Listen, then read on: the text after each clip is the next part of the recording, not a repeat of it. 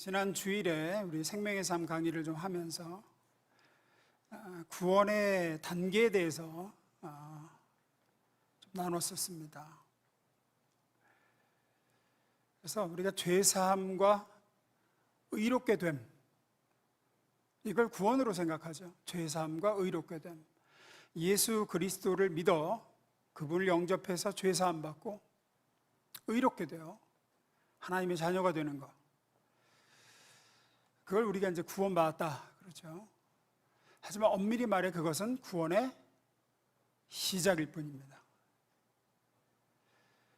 한국교회가 예수천당, 불신지옥을 굉장히 강조하고 예수 믿으면 구원받는다, 예수 믿으면 구원받고 천국 간다, 그걸로 이렇게 단순화시키는 것까지는 좋았습니다. 왜냐하면 사실 그 처음 복음이 들어왔을 때만 해도 한국의 교육 수준이나 여러 가지 면에서 복잡하게 가르칠 수 있을 만한 상황도 아니었고, 근데 그게 너무 강조되다 보니까 예수 믿고 죄사함 받아 천국 백성 됐다, 그러다 보니 그 이후에 구원의 완성을 향한 과정에 대한 고민을 안 하게 됐습니다. 이건 마치 나는 죄사함과 의롭다함을 받았으니까 이제 그 이후에 나머지는 이제 옵션쯤으로 생각하는 거예요. 옵션쯤으로. 마치 집은 이미 샀고 그 집의 샤시를 뭘로 할 건지, 북박이장은 어떤 거로 할 건지 쯤으로 생각하는 겁니다. 그 이후, 구원받은 이후에 거룩한 삶에 대해서는, 구원받은 이후에 예수를 닮아가는 과정에 대해서는. 그런데 그렇지 않죠. 어떤 의미에서는 죄사함과 의롭게 됐다라는 것은 그냥 천국 가는 티켓 끄는 겁니다. 이제 시작이라고요. 이제 출발선 통과한 겁니다. 이제 구원의 시작이고 하나님 자녀로 출생한 겁니다. 태어났다고 해서 태어난 애가 이제 태어났으니까 이제 사람으로서 이룰 건 다 이뤘다, 이건 말이 안 되는 거죠. 태어났으니 이제 말도 배우고 학교도 다니고 여행도 하고 연애도 하고 사람으로 행복하게 성장하고 성숙해 나가야죠.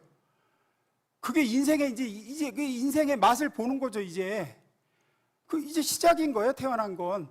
우리의 죄사함과 의롭게 되면 이제 응애하고 태어난 겁니다. 그걸 칭의라고 하죠. 칭의 구원. 이제 출발선이에요. 출발선.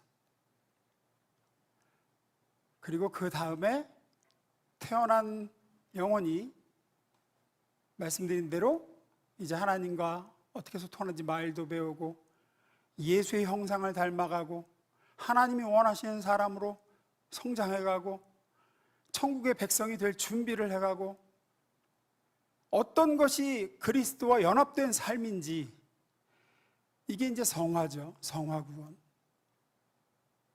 그래서 오늘은 이 구원의 완성을 향한 여정인, 구원의 다음 단계죠.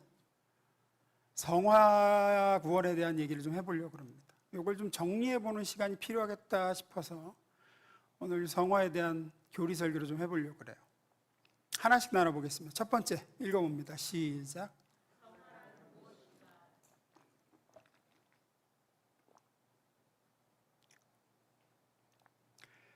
성화는 칭의, 즉 죄사함과 의롭게 됨, 우리가 예수 그리스도를 믿고 영접해서 죄사함과 의롭게 됨을 얻었죠. 이걸 어려운 말로 칭의라고 하죠. 의롭게 되었다. 이 칭의 구원이 우리의 신분이 바뀌게 된 거라 그러면, 성화 구원, 즉 그리스도와 연합하여 그분을 닮아가는 과정은 우리의 수준이 바뀌게 되는 겁니다. 이제 다시 말씀드립니다. 칭의가 뭐가 바뀐 거라고요? 신분이 바뀌었어요. 신분. 성화는 뭐가 바뀌는 거라고요? 수준이 바뀌는 거예요. 수준이. 칭의는 뭐? 신분. 성화는 수준. 갈라디아서 2장 20절 봅니다. 읽습니다. 시작. 즉 이제는 내가 산 것이 아니요 오직 내 안에 그리스도께서 사시는 것이라. 우리는 예수님을 나의 구주요 주님으로 믿고 모심으로 예수와 연합해서 아담의 후손이었던 나, 죄인이었던 나, 멸망의 자식이었던 나는 죽고 이제 둘째 아담이신 예수의 후손으로, 의인으로, 하나님의 아들, 하나님의 딸로 다시 태어나게 됐죠. 다시 태어나게 됐어요. 이걸 중생, 이걸 거듭남 그럽니다. 이건 우리 육신이 다시 태어나는 게 아니라 우리의 영이 다시 태어나는 거죠. 이때부터 아버지와 아들의 영이신 성령님이 우리 안에 오셔서 우리와 영원히 함께 하십니다. 이게 앞서 말씀드린 대로 신분이 변했다는 거예요. 신분이 죄인에서 의인으로, 마귀 자녀에서 하나님 자녀로, 지옥 백성에서 천국 백성으로.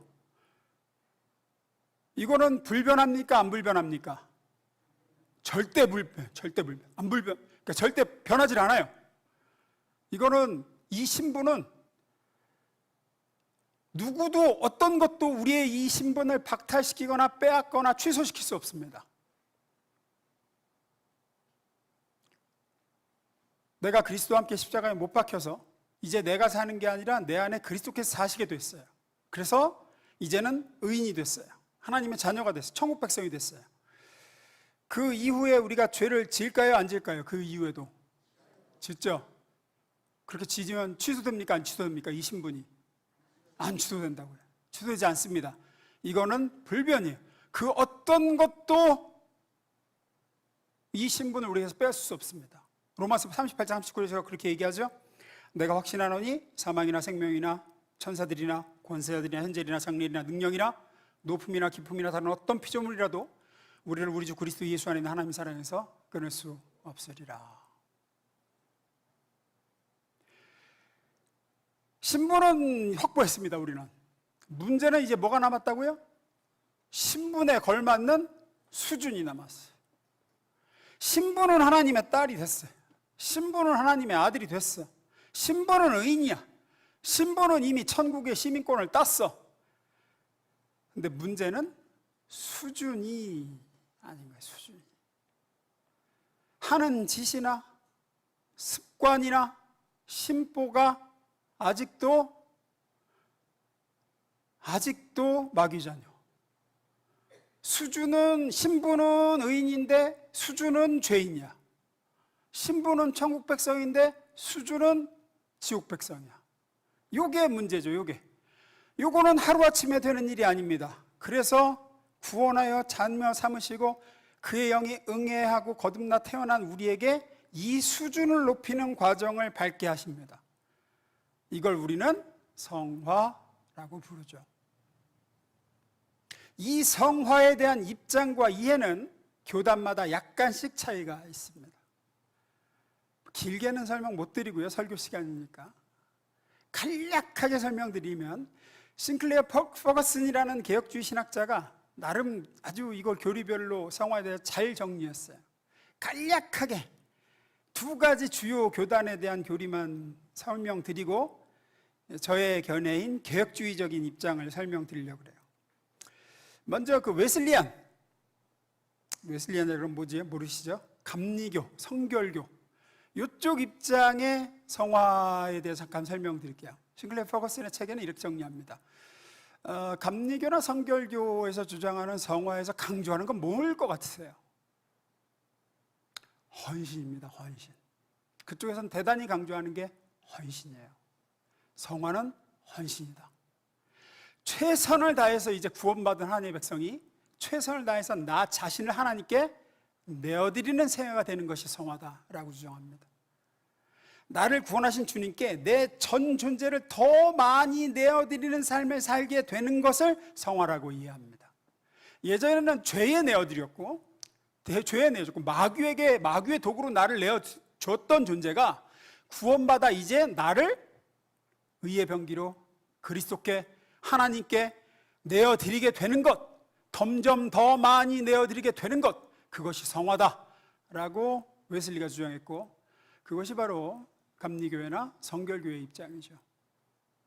그렇게 헌신함으로써 구원받은 하나님의 백성은 그리스도의 형상을 회복하고 그리스도를 닮게 되는 성장과 성수의 과정을 겪게 된다, 이렇게 주장합니다. 그런데 여기서 중요한 건 뭐냐? 이것까지는 좋아요. 이건 맞죠. 여기까지는 좋은데 중요한 건 뭐냐? 이 과정을 누가 주도적으로 감당하느냐? 웨슬리안의 입장은, 감리교나 성결교의 입장은 누가 주도적으로 이걸 감당해야 될까요? 내가 주도적으로 이걸 해야 돼요. 이게 결정적으로 제가 여기서 동의할 수 없는 부분이에요. 내가 이걸 해야 돼요. 은혜로 구원받았으나 우리의 참여가 없으면 그 은혜는 우리를 구원하지 못하게 될 것이다 라고 주장합니다. 그래서 즉 칭의, 죄사함과 의롭게 됨을 입었어도 우리가 나 자신을 하나님께 내어드리는 헌신이 없으면 그 은혜는 헛것이 돼서 우리를 구원하지 못한다고 주장해요. 인간의 책임과 결단, 죄에 대한 투쟁, 그리스도와 성결에 대한 헌신이 없으면 앞에 있었던 칭의도 도루묵이야. 그래서 성화도 끊임없는 결단과 끊임없는 헌신입니다. 내가 주도적으로 해야 돼요. 이건. 칭의는 은혜로 받았어도 성화는 내가 해야 됩니다. 이것이 웨슬리안의 입장이에요.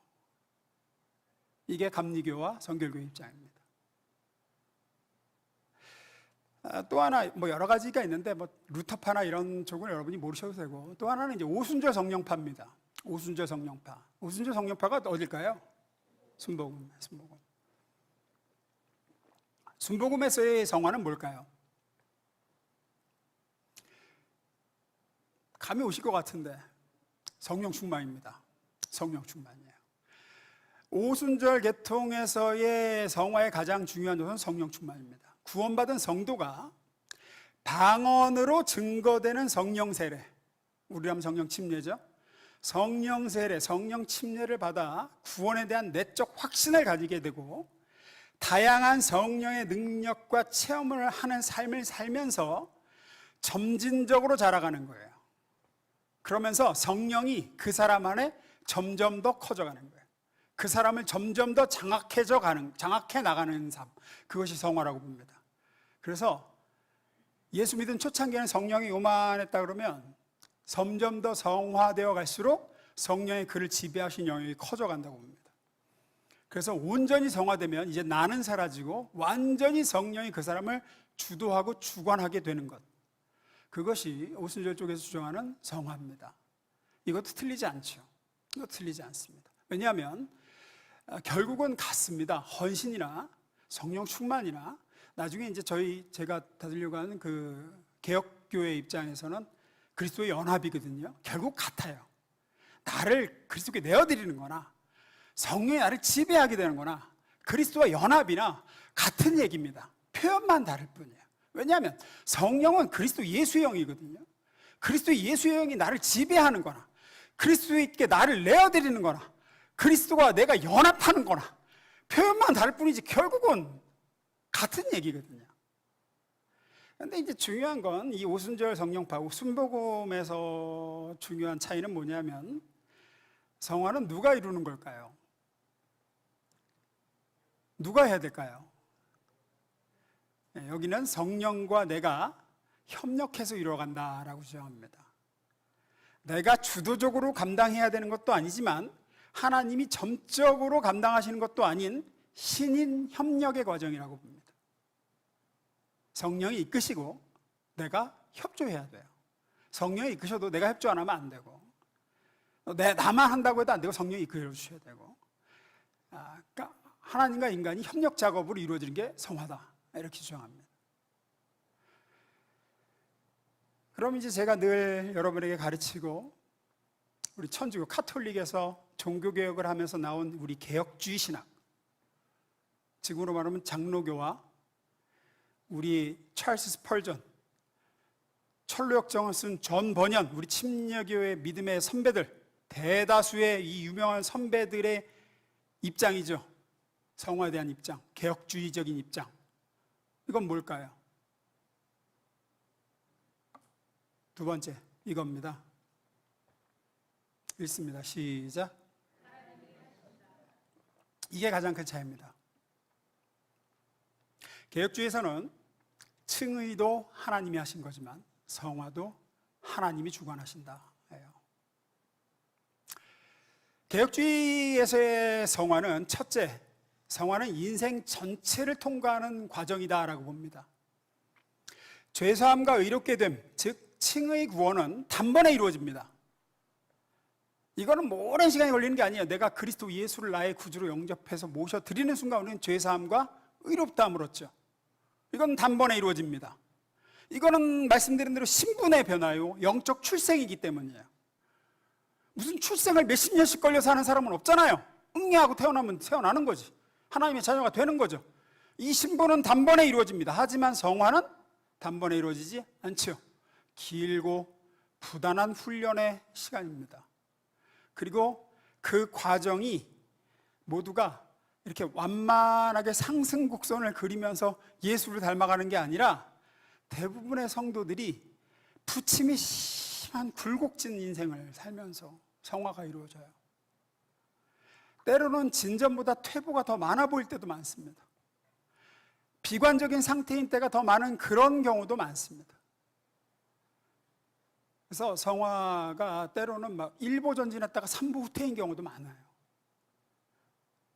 그러나 가장 중요한 부분은 뭐냐? 성화를 이루는 주체가 내가 아니라 하나님이세요. 앞서 칭의, 죄사함과 의롭게 됨은 하나님이 이루셨지만 하나님의 자녀다운 거룩한 삶은 내 노력과 힘으로 이루어야 된다는 입장이나 내가 50% 하나님이 50% 협동해서 이루어야 된다는 게 아니라 구원의 시작인 칭의도 하나님이 하신 거고 그 구원의 완성인 성화도 하나님이 주관하시는 구원의 역사다.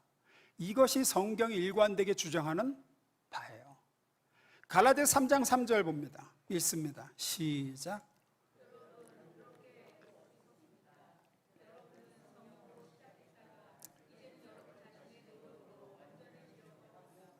제가 여러 번 들었던 구절이죠. 갈라디아 교회를 향해서 사도 바울이 일갈했던 내용입니다. 여러분, 시작은 성령으로 시작했다가 하나님의 능력으로 구원이 시작했다가 이제는 여러분의 노력으로 완전해지려고 합니까? 성경은 분명히 우리를 향하여 시작하신 하나님의 선하신 뜻과 목적은 변경되거나 취소되지 않는다고 얘기합니다. 그리고 너희 안에 시작하신 선하신 일을 누가 이루신다고 그러죠? 하나님이. 시작하신 이가 이루신다고 분명히 얘기합니다. 그 시작하신 이가 이루시는 거지 시작은 내가 했지만 완성은 네가 해야지. 한 번도 하나님은 그렇게 얘기하신 적이 없어요. 구원은 내가 시켜줬으니까 거룩하게 되는 것은 네가 네 노력으로 해야지 라고 얘기하신 적이 없습니다. 성경은. 또한 하나님은 절대로 나를 포기하신다. 내가 너를 구원했는데 너 하는 꼬라지 보니까 안 되겠다.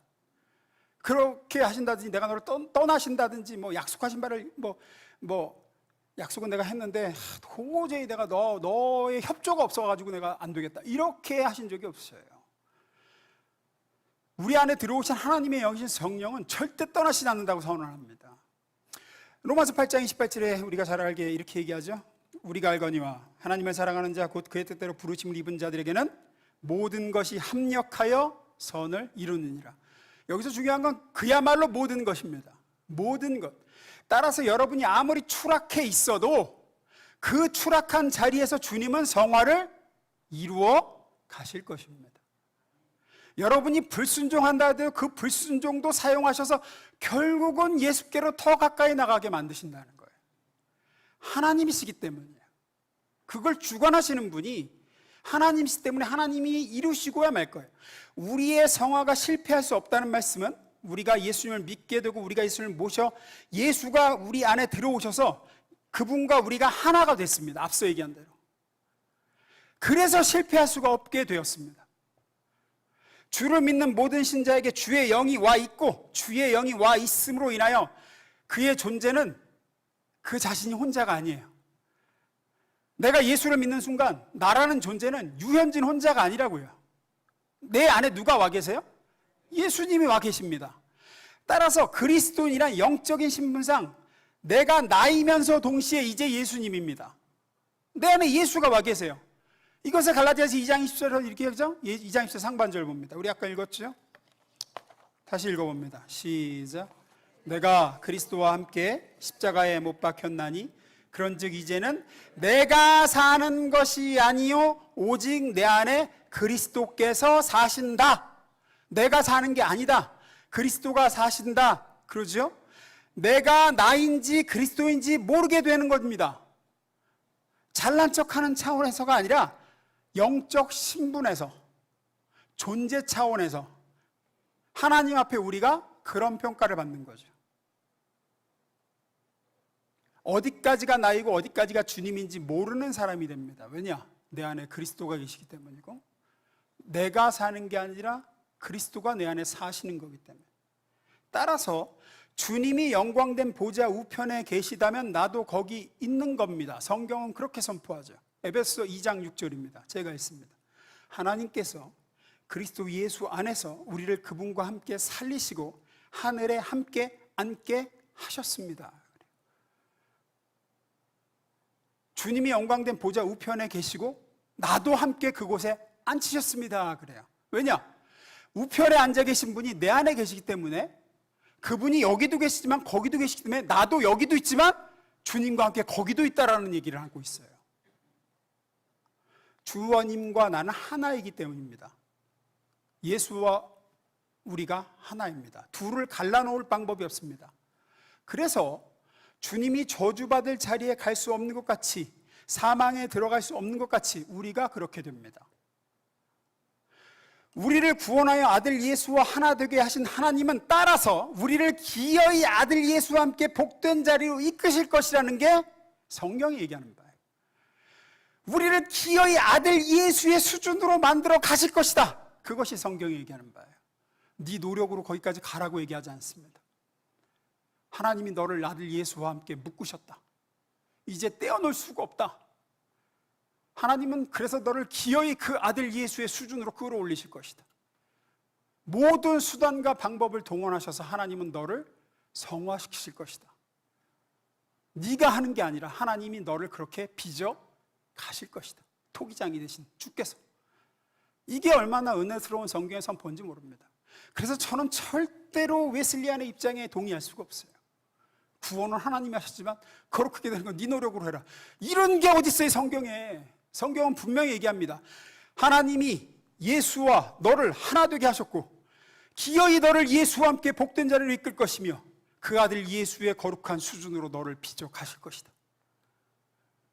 예수 안에 새로운 삶을 살도록 지금도 우리 안에서 역사하고 일하고 계십니다. 그리고 전능자 하나님은 절대로 실패하지 않으십니다. 우리가 이루어가는 성화라 그러면 또 하나님이 50, 내가 50 그렇게 이루어가는 거라 그러면 실패할 수도 있습니다. 하지만 하나님이 100% 주관하시는 일이라 실패할 수가 없는 거죠. 그런데 여기서 한 가지 짚고 넘어갈 게 있습니다. 이 은혜로운 교리를 어리석게도 잘못 적용하셔서 내가 막 살아도 결국은 성화된다라고 이해하시는 분이 없기를 바랍니다. 왜 그러냐? 하나뿐인 아들을 저주와 수치와 죽음으로 내몰면서까지 우리를 사랑하사 우리를 구원하신 아버지 하나님은 나라는 인간에게 아들 예수 그리스도의 수준과 깊이와 거룩에 있어서 동등함을 요구하고 계시며 내가 너에게 아들의 신분을 줬으니 수준에 있어서도 내 아들 예수와 같은 수준이 될 것을 요구하고 계시며 그것을 이루기 위해 아들의 수준까지 우리를 끌어올리시기 위해 아들을 십자가에 못 박으신 것처럼 못하실 일이 없다는 사실을 명심하셔야 돼요. 하나님은 우리를 구원하여 거룩하게 하시기 위해서 아들을 십자가에 못 박으시길 주저하지 않으셨어요. 우리의 구원의 완성을 위해서도 못하실 일이 없으세요. 이게 얼마나 무서운 얘기인지 모릅니다. 때문에 주님은 우리의 삶에서 우리가 딴짓을 하면 우선은 신앙적인 양심으로 우리를 흔드십니다. 1단계, 신앙 양심으로 우리를 흔드세요. 우리는 예수와 연합된 예수의 영이신 성령을 모신 존재이기에 그에 합당하지 않은 짓을 하면 우선 신앙 양심이 불편한 자가 됩니다. 제가 2주 전 주일에 그런 말씀 드렸죠. 주일에 예배 안 드리고 다른 데 가면 마음이 편치 않다고.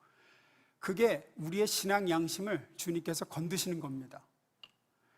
그런데 거기서도 돌이키지 않고 계속해서 우리의 신분에 걸맞지 않는 짓을 더하게 되면 그 다음 단계로 넘어갑니다. 이제 불편하면서 더 나아가 하나님은 우리의 삶과 일과 몸에 손을 대실 수밖에 없는 일이 생깁니다. 때로는 우리의 삶의 환경과 가는 길을 좌절시키시기도 하고, 그래도 안 되면 우리 몸에 직접 손을 대시거나 우리가 간절히 소망하는 일을 무너뜨리셔서라도 예수님의 수준을 닮은 삶으로 끌고 가십니다. 여러분이 하나님의 자녀라면 제가 무슨 말을 하고 계신지 아실 거라고 생각됩니다. 히브리서 12장 6절부터 8절, 10절 봅니다. 읽습니다. 시작.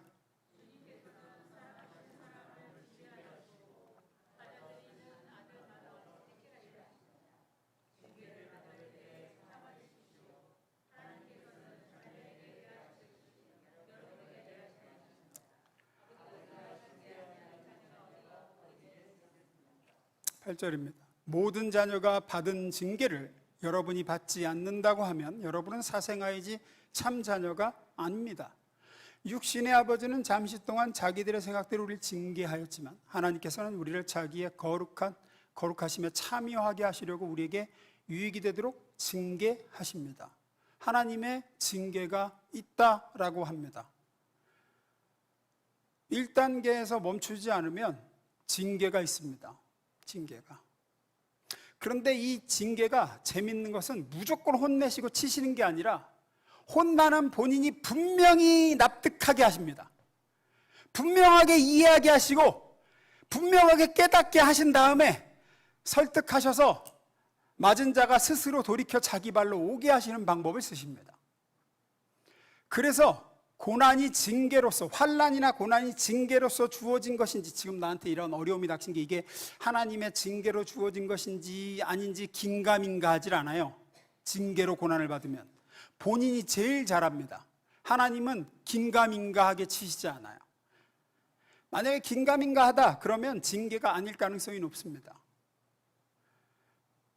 하나님은 혼나는 본인이 분명하게 납득하게 하고 이해하시게 하시면서 치십니다. 절대 어거지로 붙잡아서 질질 끌고 오시지 않는다는 겁니다.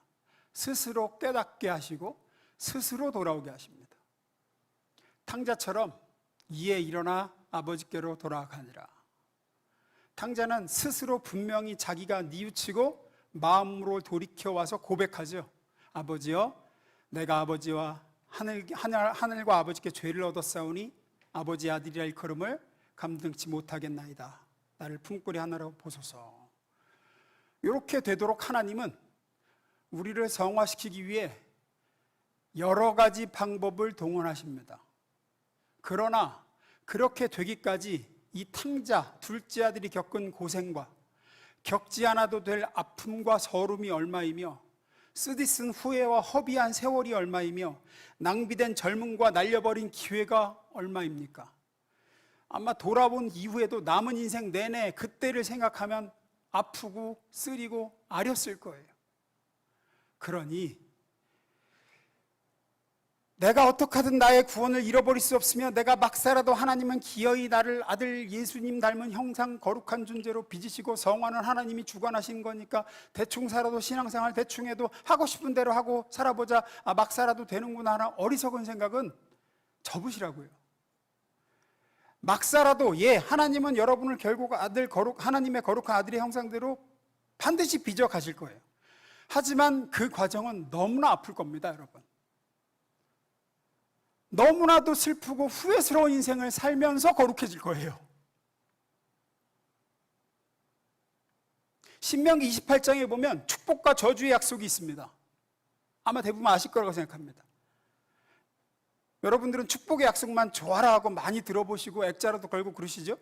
네가 네 하나님 여호와의 말씀을 지켜 행하면 모든 민족 위에 뛰어나게 하실 것이라. 이 모든 복이 네게 임하여 네게 미치리니 성읍에도 복을 받고 들에도 복을 받고 내 몸의 소생과 내 짐승의 새끼와 우양의 새끼가 복을 받고 내 광주리와 떡반죽거리 복을 받고 들어와도 복을 받고 나라도 복을 받고. 이거 아시죠?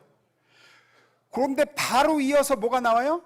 저주의 약속이 나오죠. 딱 정반대. 지켜 행하지 아니하면 모든 민족이 너를 대적하게 되며 모든 화가 내게 임하여 내게 미치리니 성읍에서도 저주를 받고 들에서도 저주받고 내 몸의 소송과 내 짐승의 새끼와 우양의 새끼가 저주를 받고 내 광주리와 떡반죽 그릇이 저주를 받고 들어와도 저주를 받고 나가도 저주를 받아. 신약시대에 우리에게 이 말씀은 어떻게 해석되고 적용될까요? 예수님이 우리의 저주와 우리의 하나님의 진노를 다 가져가셨는데 요건 이렇게 적용하셔야 돼요. 이렇게 벌 주어서라도 내가 너를 기어이 저 복받는 존재로 만들겠다라는 선언이에요. 앞서 하나님은 우리를 구원하여 아들 예수와 같이 거룩하고 복된 존재로 만드시기에 하나뿐인 아들도 아끼지 않으셨습니다. 자기 아들을 십자가에 못 박으신 분, 우리를 구원하기 위해. 그 이야기는 우리를 구원하기 위해 못하실 일이 없으신 분이에요. 하나님은 우리가 가진 걸 다 잃게 만드셔서라도 하나님은 결국 우리를 그리스도의 장성의 분량에 이르게 하실 겁니다. 막 엇나가 보십시오.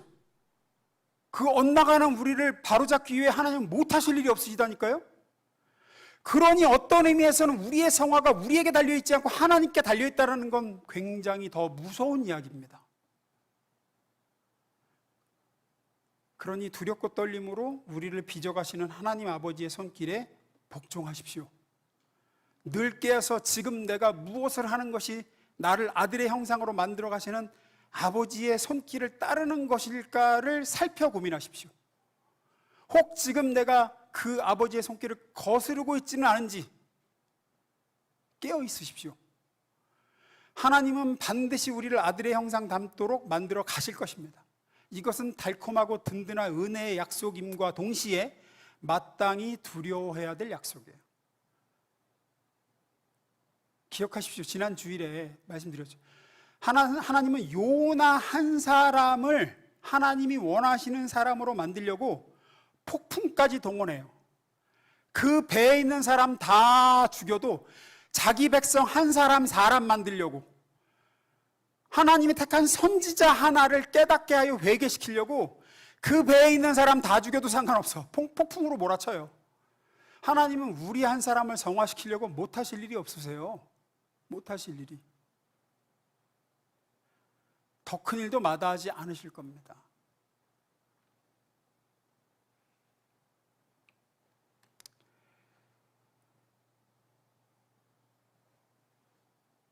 시간이 많이 가서 말씀 마무리 짓겠습니다.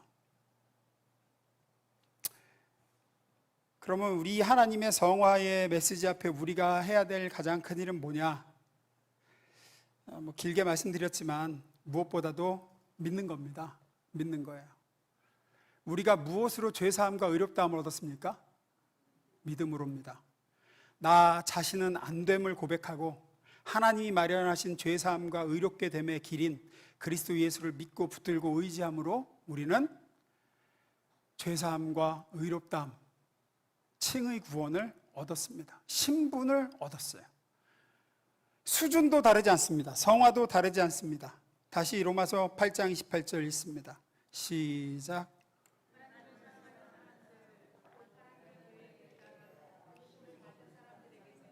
모든 일이 서로 작용해서 좋은 결과를 이룬다는 것을 우리는 압니다. 우리가 알거니와 하나님을 사랑하는 자 곧 그의 뜻대로 부르심을 입은 자들은 모든 것이 합력하여 선을 이룬다. 우리 개역성경에 그렇게 나오죠.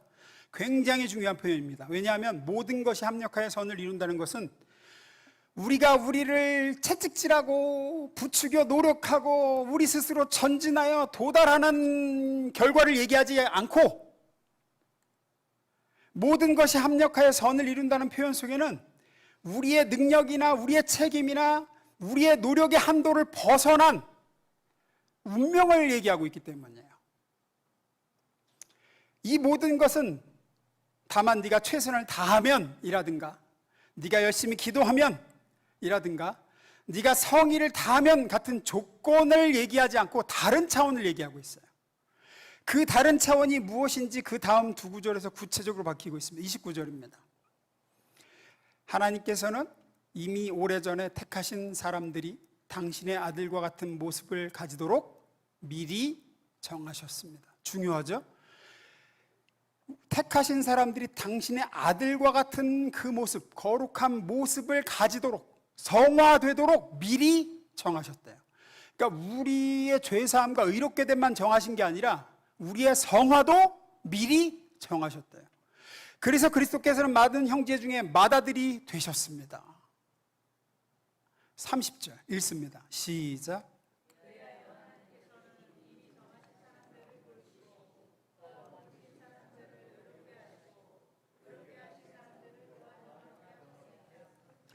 반복해서 미리라는 것은 우리의 결단, 우리의 노력, 우리의 수고, 우리의 업적보다 훨씬 앞서서 결정된 그런 뜻입니다. 우리의 성화는 우리의 노력이나 수고에 의해 좌우되지 않는다. 왜냐하면 하나님이 그렇게 하기로, 어떻게 하기로? 우리를 당신의 아들과 같은 거룩한 모습으로 만드시기로 이미 정하셨다. 미리 정하셨다. 우리의 모든 약함이나 악함이나 부족함, 그것보다 아득히 앞서는 하나님의 의지, 그걸 분명히 선포하고 있습니다. 시간상으로도 앞서 있죠. 이건 아주 오래전에 그렇게 정하셨다. 우리를 아들의 형상을 닮게 하시기로.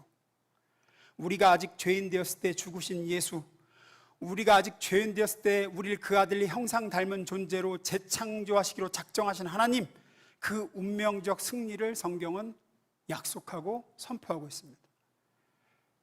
그가 우리를 정하십니다. 따라서 성경은, 성화는 우리의 의지의 문제가 아니라 하나님의 의지의 문제임을 분명히 선언하고, 하나님의 의지가 우리의 의지보다 띄워놓으세요. 우선함을 이야기합니다. 띄워놓으세요. 30절까지 다 띄워놓으세요. 아니 마지막 30절. 30절. 그리하여 하나님께서는 이미 정하신 사람들을 부르시고, 또한 부르신 사람들을 의롭게 하시고, 의롭게 하신 사람들을 또한 영화롭게 하셨습니다. 완료죠, 완료. 지금 우리는 어디 와 있습니까? 이 30절에 보면, 30절의 이 순서에 따르면 우리는 지금 어디에 와 있습니까? 현실적으로 부르심 받고 의롭게 된 자리에 와 있죠. 아직 영화롭게 되지는 않았습니다. 우리는 하나님의 가족으로 편입되어 의롭게 된 자리에 와 있죠. 신분을 얻었습니다. 우리는 거기에 와 있습니다. 이제 어디로 갈 것입니까? 영화롭게 되는 자리로 갈 것입니다. 하지만 그건 우리의 시간에서 그렇고, 하나님의 시간에서는 뭐라고 그러세요? 이미 영화롭게 하셨다라고 완료형으로 얘기합니다. 이미 하나님의 시간 속에서 우린 그리스도에서의 장성한 분량에 이른 자들입니다. 하나님께서는 그렇게 하실 것입니다. 지금 아무리 내 모습이 예수님의 모습과 거리가 멀고 갭이 커도 하나님은 하실 것입니다. 지금도 일하고 계십니다. 결국 이루실 것입니다. 하나님은 그렇게 하시기로 작정하셨고 결정하셨고 선언하셨습니다. 이미 그곳에 가 계십니다. 어느 곳에? 우리가 그리스도 아들 예수의 장성한 분량을 이루어 하나님의 보좌 앞에 면류관을 쓰고 그 면류관을 보좌 앞에 드리는 그곳에 하나님은 가 계십니다. 만군의 여호와의 하나님의 열심과 의지가 그것을 이루실 줄로 믿습니다. 이것을 믿고 의지하며 순간순간 우리를 빚어가시는 하나님의 손길에 나를 내어드리는 것이 우리가 할 일인 줄로 믿습니다. 기도하겠습니다.